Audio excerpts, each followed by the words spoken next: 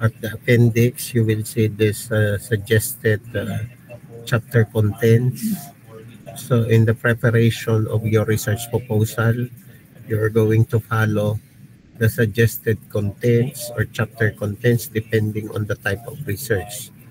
As I have seen from your proposal, mostly you are under design and development.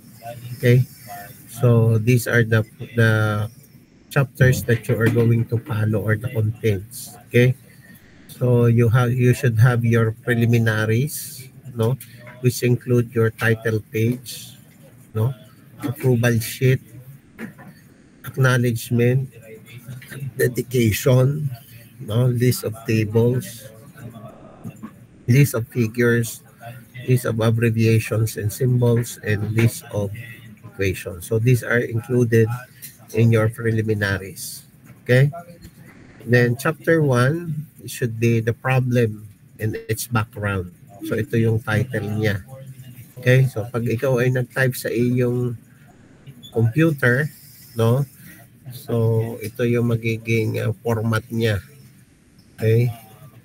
So you will be using Times New Roman, should be 12, no? So let's say you are going to type your chapter 1.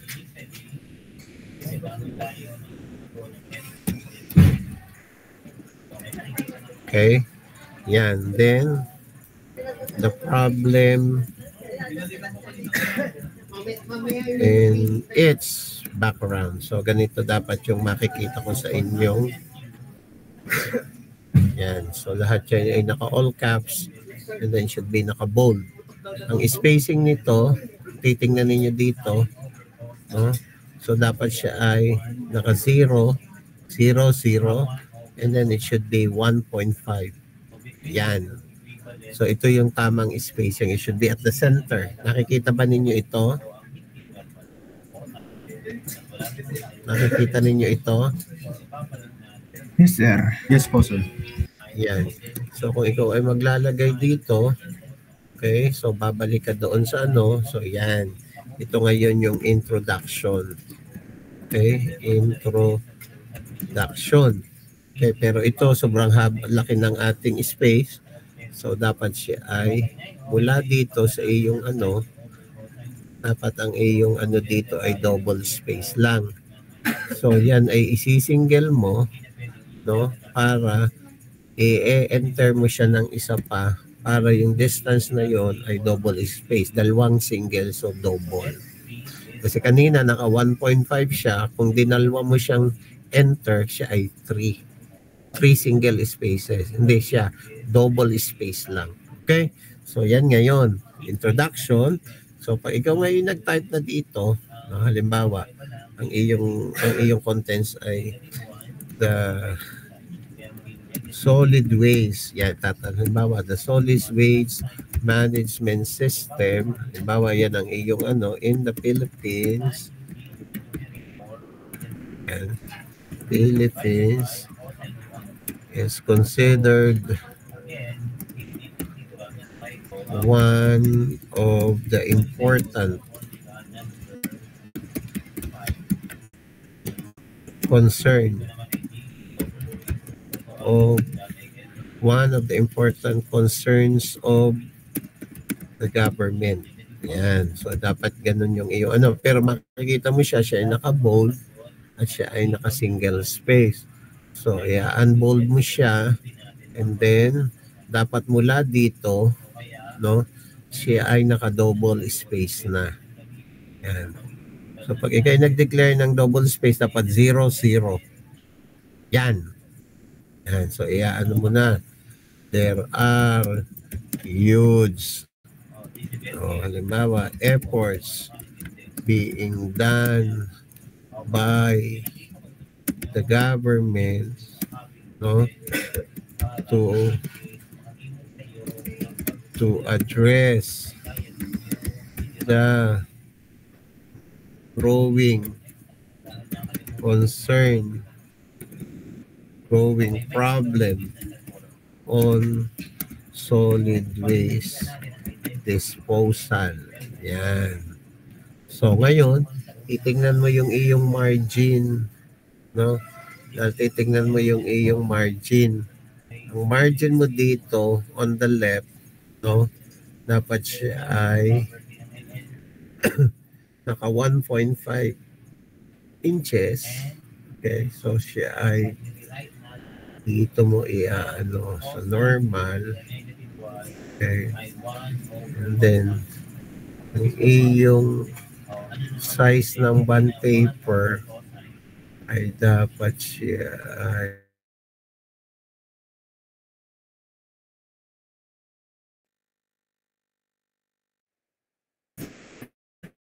yun ba yung short dito, more paper. So yung width, tama na siya. Okay, yan. So ito supposed to be ay siya ay 1.5 ang iyong margin dito. So this is your 1.5, no? Yan. At ito naman ang margin mo dito ay 1. Okay?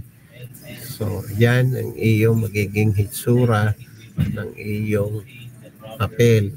No, so sulat ano-ano ka lang dito, type ka lang. Okay, yan. Everything. No, ngayon halimbawa, ang sunod na ilalagay mo ay background of the study. Yan. So siya ay kapareho lang ng introduction. So dapat siya ay naka-bold. Yan. So ngayon, kung ikaw ay maglalagay, no, so double space din lang. Halimbawa, ito yung last statement mo doon sa iyong introduction. Yan. So, followed by the background of the study. Kasi yun yung sunod na contents. Okay? Naintindihan ba ninyo? Ang sunod naman ay objectives of the study. So, yung objectives of the study, yun ay i-capture lang ninyo doon sa inyong topic proposal form. So kung yun ay naitama na at na-edit na i-correct na ng inyong mga respective advisors, pwede na ninyong directly gamitin yung objectives of the study. Yun ay nakalagay doon sa inyong topic proposal form. Yun yung tinatawag nating research objectives. Okay? Ngayon, ano ang ilalagay mo sa iyong introduction? Siyempre, i-discuss mo yung problems, no, ano yung existing or current scenario, ano yung existing condition, at ano yung gusto mong gawin, ano yung solution to address the problem. Dito naman sa background, ano naman ang ilalagay sa background? No, the background study shall focus on, say for example, if you have your beneficiary, let's say for example your focus is on wastewater and you wanted to treat, halimbawa, municipal wastewater, then you discuss what is the current condition, what properties that need to be treated doon sa municipal wastewater. Ano ba yung mga sources ng wastewater? So you discuss completely in the background of the study. Okay? And then dito naman sa objectives, so ilalagay ninyo dito yung general, no, the main thrust of this study is to design and develop, no, a continuous flotation system for wastewater treatment. So yun ang iyong halimbawang objectives of the study. Specifically, so you have your specific objective. This study aims to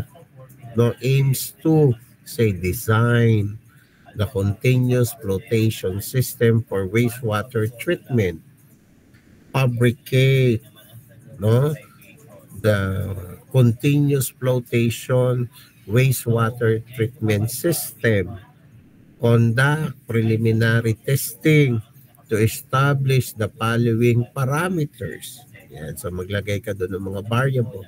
Conduct final performance testing to evaluate the performance of the machine in terms of, yan. So, yan yung iyong ilalagay sa objectives. Okay, so tuloy-tuloy lang yung pagsusulat dito, no?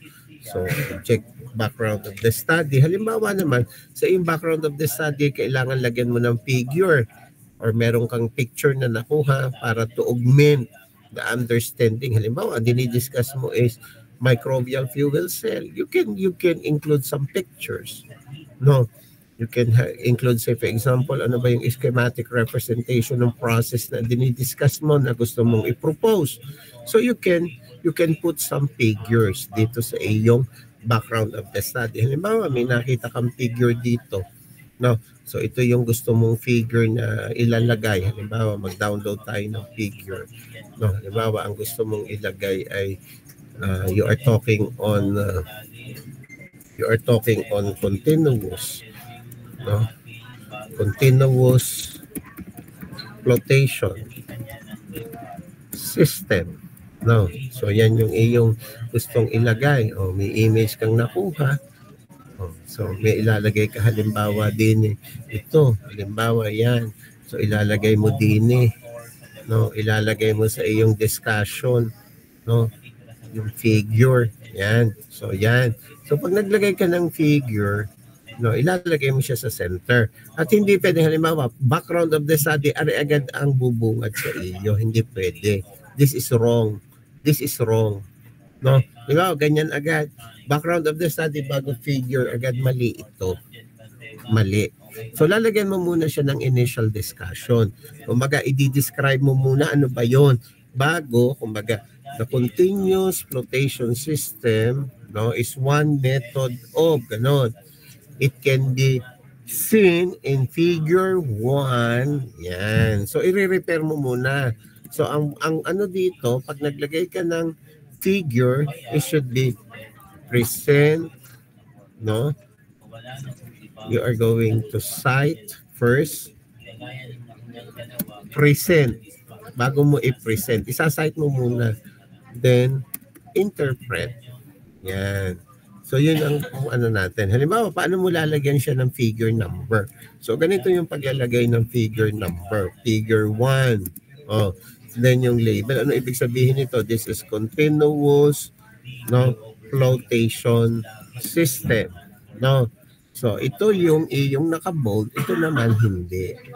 O, makinig kayo ha. Sa akin, pipicturean ko ito, screenshot ko ito. No, para pag ako'y gumawa, hindi ako mamamali. O, ito namang source dapat nakalagay din. Saan mo kinuha? Kagaya nito, ito ay kinuha dito. So, titingnan mo kung saan siya kinuha. Okay? So, titingnan mo yung website. Yan. So, ito, i-capture mo siya source. No? So, yan yung iyong kukopyahin. O, pwede mo namang directly, halimbawa dito mo kinuha. Yan. So, ito na yung ilalagay mo. Copy. No? Kung ako sa inyo, iaano ko are. I-screenshot ko are para pag ako'y gumawa, ay alam ko yung aking gagawin. So, ito ay kita nyo, naka-bold. Hindi dapat siya naka-bold. Ito dapat naka-italic. At dapat ang font niya ay number 10. Yan. So, ibig sabihin, hindi yan original na figure mo. Pero ito dapat, take note of this, tingnan mo, naka-double siya kasi yun ang naka-default sa iyo. Ito ngayon, gagawin mo siya na 1.5. Yan, para magandang tingnan. Okay? So, kung maglagay ka ng figure, ganyan ang hitsura dapat. Ngayon, kung gusto mo, i-edit mo itong figure na ito, lagyan mo pa siya ng parang box, no? Para siya hindi naka-open. So, ilalagyan mo siya ng ganon. Okay lang kung ganito na rin. No problem with that. Kung iaano mo, iaano mo, yan. So, bago mo ilagay si figure, maglalagay ka muna ng kaunting discussion. I-describe mo muna. Halimbawa, the continuous flotation system refers to the wastewater treatment being used by ganon. Now, figure 1, kumbaga, figure 1 presents the continuous flotation system. Yan. Bago, i-discuss mo na siya dito sa baba. Diretso. Pero take note ha, napakahalaga niyan. Ganito dapat ang hitsura niya. O, nakakasunod ka kayo o kayo gainariyan pa o ano na ang pinagagagawa ninyo. O, nakikita ninyo yun. O, kasi gagawa ninyo ng chapter 1. Next meeting, kayo ay, di ba, may next meeting ay tayo ay face-to-face. Face-to-face tayo ngayong meeting. No? Kailan yung sunod na meeting natin? It should be on Thursday? Thursday po, sir. Thursday, yan. So magpipresent kayo ng inyong chapter 1, presentation and critiquing. So dapat yung chapter 1 ninyo mabuo ninyo hanggang Thursday kasi tatawagin ko kayo, no? Tatawagin ko kayo. Meron na ba lahat topic? Yung walang topic, magpakita sa akin. Oh, yan. So ganito yung paggagawa. Okay? So pwede ninyong lagyan siya ng figure. Pwede ring halimbawa naman, sir, paano ho ang table? O halimbawa, ako may data dito na nakuha. O so mag-insert ka ng table dito. Yan, halimbawa, ito yung table. O yan. So, may discussion ka uli dito. Halimbawa, in the recent,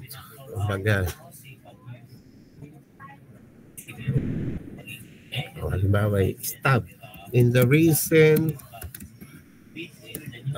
publication of ganon, halimbawa DOST blah blah blah, it revealed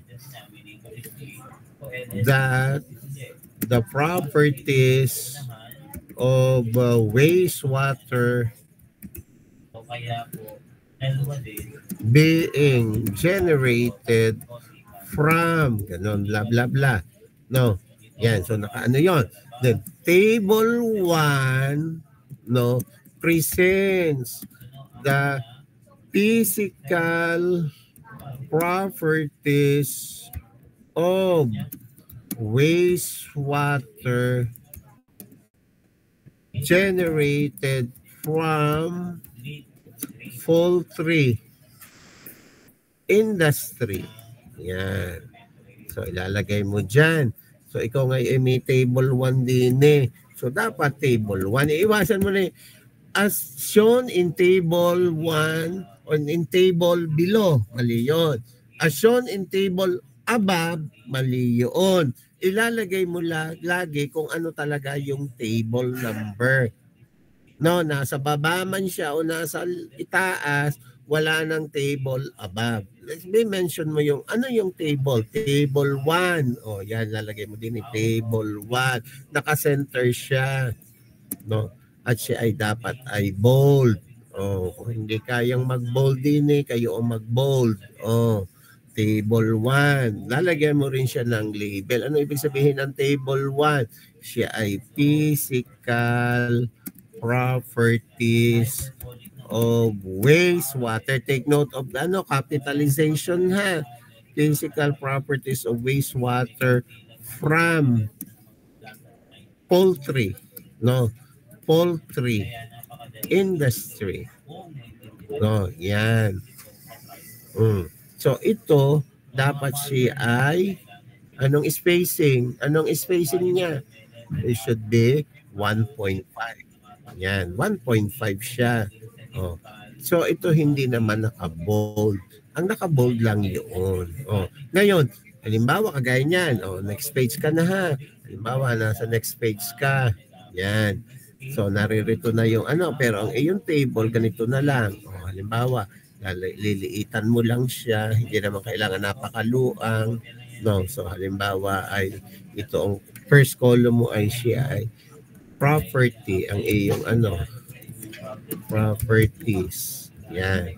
So may entry ka dito, halimbawa na may ang nakalagay din ay value. O ano yung value noon at ano naman yung units. Yan. So yan. So ito yung iyong nakalagay. Yan. So isusulat mo halimbawa din ay pH, yan, level, yan, halimbawa ay 5.78, units, wala siyang unit, halimbawa na may BOD, halimbawa naman ay 1,000, ang unit niya ay milligram per liter. Kailangan ay tama yung iyong pagsusulat. So on and so forth. Ngayon, siyempre hindi yan iyo. Hindi yan iyo. Lalagyan mo siya ng source sa baba. So lalagyan mo rin uli siya ng source dito. May source siya. Yan, source. Source, no? Katapat siya doon. On the tip of the table, dapat yung letter S katapat, source. No? Yan. So, siya ay naka-italic. No? At syempre, kailangan siya 10. At syempre, ang kanyang siya ay naka 1.5 din. Pero tignan mo siya, wala siyang space. So, i-enter mo siya ng isa. No? Yan. Yan. So, ito ay double Double siya. So, dapat siya ay naka 1.5 lang. Oh no, it should be single. Okay. Yan. Yan. Single siya. Yan. So, halimbawa yung iyong source din ay yun uli. O, yan. So, yun yung iyong kinuha, kinopya mo. Hindi basta lang inilagay mo dito kasi hindi ito sarili mo. Hindi ito sarili mong pag-aray. Ngayon, sir, ano ho ang spacing na rin? Yan. So, ano yan? No? So, lahat yan ay naka 1.5. Yan. Okay? Yan. Oh, halimbawa, discuss mo uli siya. Oh, halimbawa, ay ang laki ng table 2. Oh, table 2 uli. Oh, kaya nito, ito ay supposed to be, this is 12. 12 siya ang font. Oh, table 2. No? Table 2, halimbawa naman, chemical properties. No, of waste water. Okay? Yan. Yan. So, yun yung iyong pamagat. Gagawa ka uli dito ng table. O, halimbawa na may ang table may ganito. O, ay dalawa lang. O, 4. O, yan. So, malalaki ngayon ito. O, paliliitin mo. Kasi ang entry mo dyan, it should be 1.5 lang. Yun. No? At syempre, igigitna mo ulit siya, iaano mo yung tamang margin. Yan. Halimbawa, ang iyong nakalagay din ay, halimbawa din ang nakalagay mong item ay property. No? Properties. Oh, yan. Halimbawa na may BOD. Oh. Halimbawa na may ari ay COD. No, oh, halimbawa na may ari ay PH. Oh. Yan. So halimbawa nakalagay dito mo, may unit ka dito, milligram per liter. No? Per liter. Yan. Halimbawa na may din ay milligram per liter din. Yan. O halimbawa na may ito ay measured value. O halimbawa yan ang iyong measured values. O yan. So, kailangan mo itong isingle kasi naka-double ang niyan. No, hindi pwedeng mulat. Yan. Yan na ngayon. Naka-centered lahat siya. So, halimbawa, dini ang nakuha mo din ay measured value. Halimbawa ay on-site, no? On-site. Oh. So, on-site siya. Oh. Siya ay dapat ay hindi naka-bold. Oh, halimbawa ay 1,000. Oh. Halimbawa naman ay 50. Let's say 7.0. So, yan yung mga values mo na dapat siya ay hindi naka-bold. O halimbawa na may experimental. O, yan. Experimental. So, ibig sabihin, na-measure mo siya through experimental testing. Yan. So, hindi siya naka-ano. O, ang naman mo din ay, let's say, 900. O, dito naman ay 765. O, din naman ay 7.5. Yan. So, ngayon, kung halimbawa, ginamit mo aring 7.5, may dalawa kang decimal din di gagamitin mo rin din yung dalawang decimal para magandang tingnan. No? Oh. Ngayon, yan. Huwag mo nang ilalagay din no, yung milligram per liter. No, huwag mo nang lalagyan ng unit. Bakit? Kasi siya ay naroon na sa itaas. So, mali ito. Pag nilagay mo pa ito dito, di ikaw ay letter T. No? or letter U. So, i-delete mo na siya kasi naroon na yung, ibig sabihin, ang unit niya ay milligram per lane. Likewise, sa iyong CO2. O halimbawa, sir, paano ho yun? Naputol. Ang haba ho ng aming table. No, yan. Halimbawa, kagaya niya, naputol. Halimbawa, ganyan ang A yung ano. O, yan. O, halimbawa, marami kang data ang nag-gather. No, yan. Dumating yung point na, uy, ano na. O, halimbawa, ibaba natin ang kaunti. O, yan. Yan. So, garne, hindi mo ngayon pwedeng ilalagay lang din yung value. No? Kailangan ilalagyan mo siya rin ng heading. So, paano gagawin kung biglang mapuputol at hindi mo kayang hindi puputulin? At mas as possible, you should not cut table. No? So, ganito ang gagawin ninyo. No? So, pag gaganyan, naputol ang table, kukopyahin mo uli ito. No? Sa sunod. No?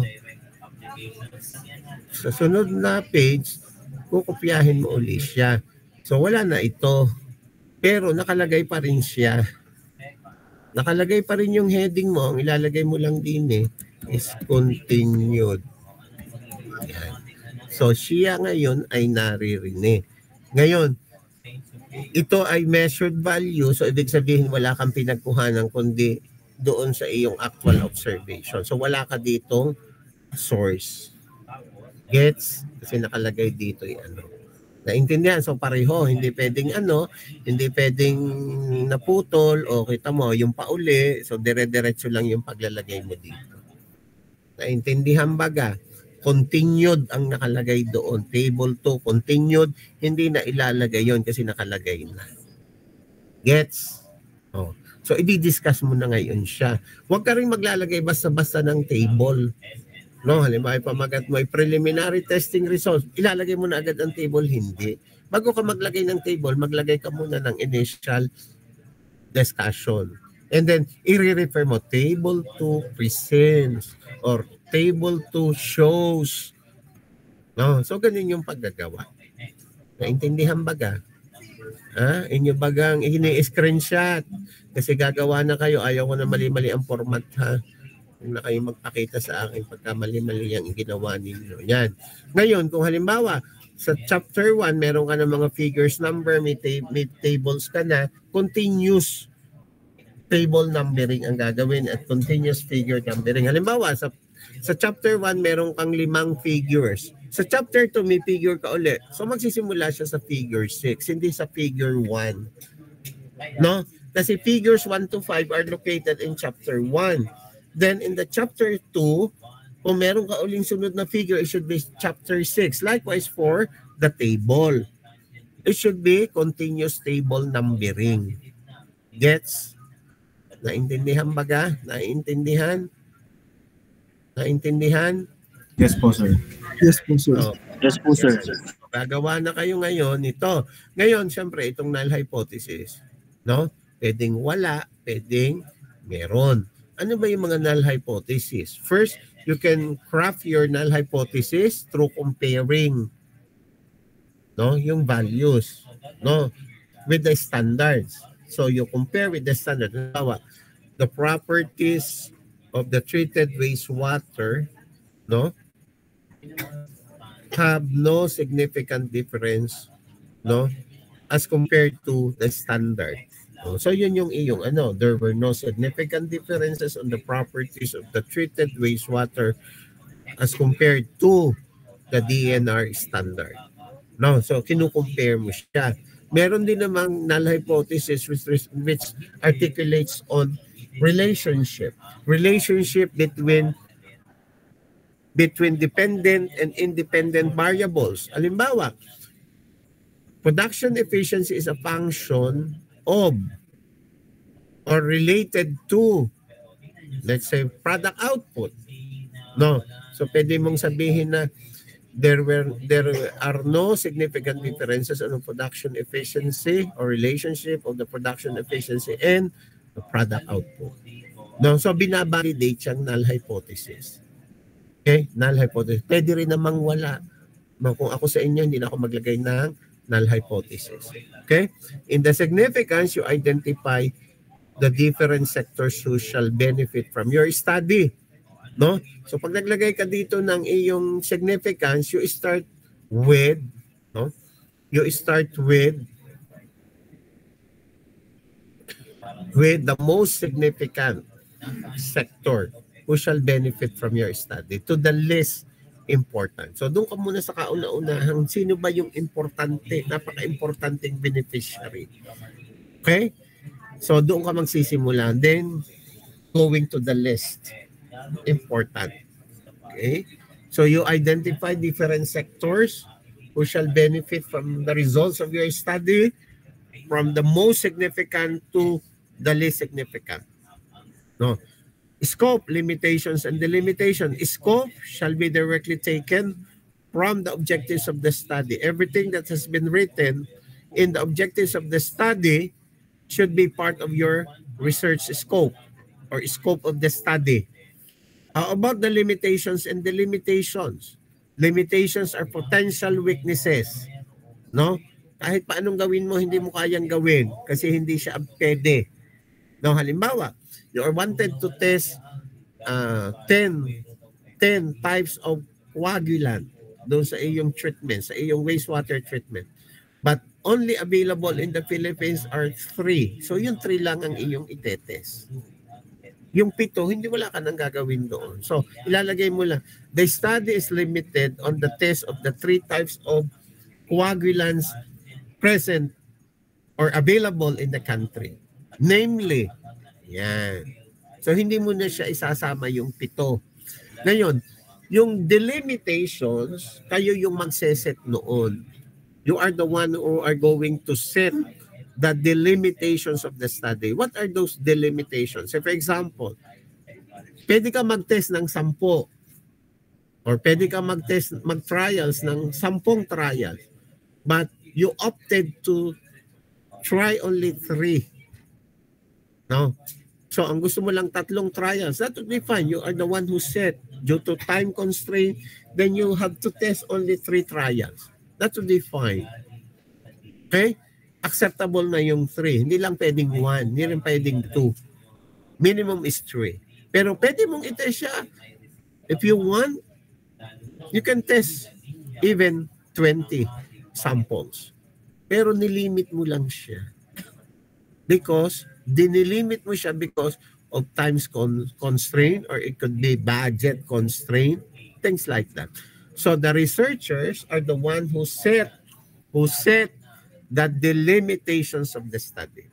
However, limitations are potential weakness of the study or potential limitations of the study. Hindi mo kahit paanong gawin mo, hindi pwedeng gawin. Kasi hindi siya pwede, hindi siya available, no? You should invest more, etc. Okay? So that is acceptable. So you discuss ano yung limitations and the limitations. And then of course yung definition of terms. Only key terms should be defined. No? Terms that are included in the definition of terms are important terms used in the study. And take note, if you are going to list down your terms to be defined, it should be alphabetically arranged. I repeat, it should be alphabetically arranged. Halimbawa, you start with anaerobic or aerobic decomposition. It could be a phrase or it could be a word. So you are going to define it either conceptual or operational definition, or you should define it both. No? So, meron kang conceptual definition, no? Aerobic decomposition refers to blah blah blah. In this study, aerobic decomposition refers to. Yan. So, may operational definition ka. Yung lahat ng iyong conceptual definitions, take note of that, should be properly referenced. Kung kinuha mo siya sa book, kinapture mo yung statement na yon, yung definition halimbawa ng aerobic decomposition, then meron kang citation sa baba or sa dulo. Pero conceptual definition cannot be alone. It should be followed with your operational definitions. Okay. Pero ang operational definition, pwede siyang mag-solo. Naintindihan baga? Pwede siyang mag-solo ang operational definition. Pero ang conceptual definition, hindi pwede.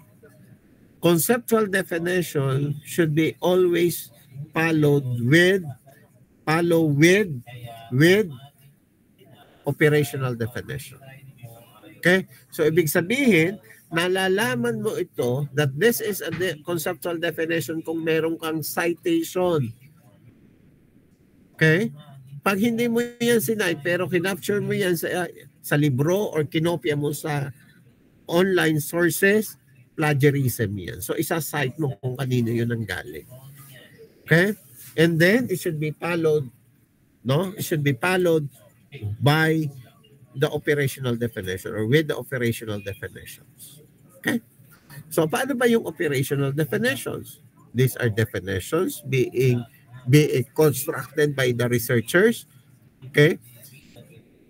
And the term are being defined on how it is being used in the study. Paano mo siya ginamit sa study? Halimbawa, production efficiency. You should define production efficiency. Pero pag tinignan mo sa book, maraming definition ng production efficiency pero hindi siya applicable sa study mo, yung definition. Okay? So, it's better to define it operationally to make it suited to your study. Baka mamaya, pag nag-define ka ng terms, lalong hindi naintindihan. The very purpose of defining terms is to make clarity. No? To make clarity on the words or the phrases that you are using in your study. No? Kasi yung babasa, hindi naman lahat technical people. Hindi naman lahat ng babasa ay naintindihan yung word na halimbawa ay aerobic decomposition. So ibig sabihin, you have to define it. You have to define it. So that would be very important. Lahat ng iyong lahat ng ilalagay mo sa definition of terms, alphabetically arranged, should be alphabetically arranged, and it should be operationally defined.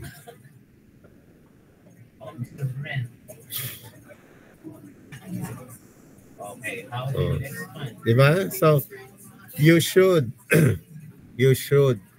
define it. So, yan yung chapter 1 ninyo.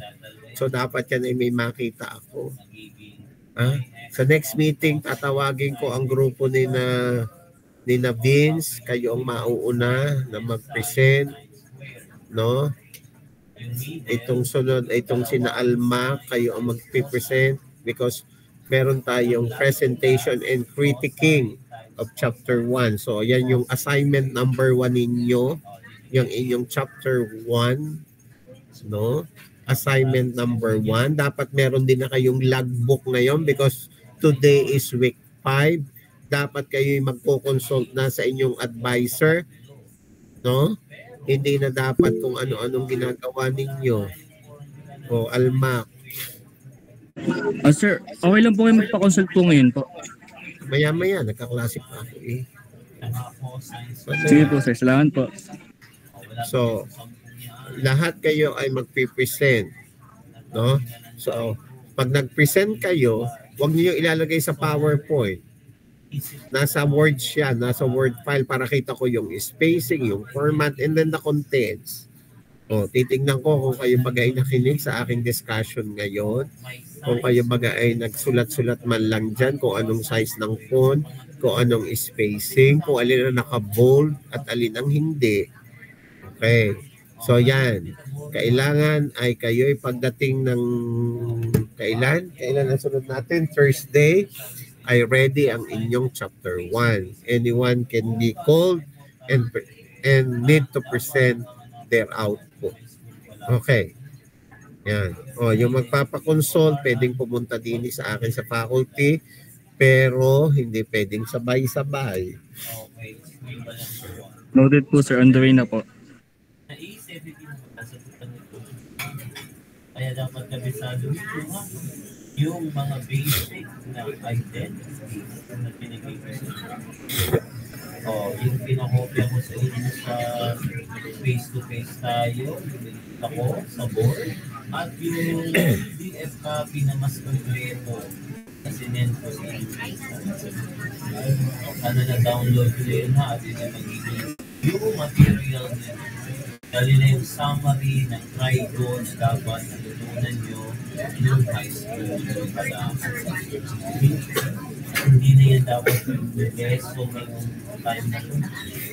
Pero nagiging challenge sa inyo dahil na